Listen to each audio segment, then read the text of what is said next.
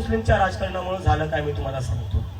मागच्या 10-12 वर्षात हिंदू मुस्लिम चालू आहे. बेरोजगार मुलांना 1000-2000 देऊन माझ्यासारख्या लोकांवर हल्ले करवायचे, मस्जिदी पुढे नाचवायला पाठवायचं. त्याच्याने काय होणार आहे? याच लोकांकडे जर जॉब असले असते, यांनी हल्ले केले असते का 1000-2000साठी?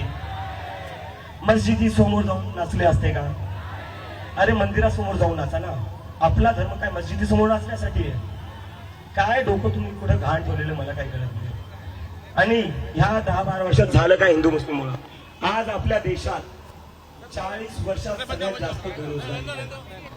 पण हा मुद्दा कुठेच मेनस्ट्रीम मीडियावर दिसत नाही. आज आपल्या देशात शिक्षण व्यवस्था पूर्णपणे कोलॅप्स झालेली आहे, पण हा मुद्दा कुठेच मेनस्ट्रीम मीडियामध्ये नाही. कारण की आपल्याला हिंदू मुस्लिम मध्ये डिवाइड केलेले आहे आणि त्यामुळे फक्त एकच मुद्दा चालतो, हिंदू मुस्लिम. तर जेव्हा तुम्ही हिंदू मुस्लिमच्या पॉलिटिक्स मध्ये इन्व्हॉल्व बंद करसाल, जेव्हा तुम्ही हिंदू मुस्लिमच्या जी मीडिया चालू होती त्याच्यात इन्व्हॉल्व होणं बंद करसाल, तेव्हा कुठं जाऊन हा देश बदलेल.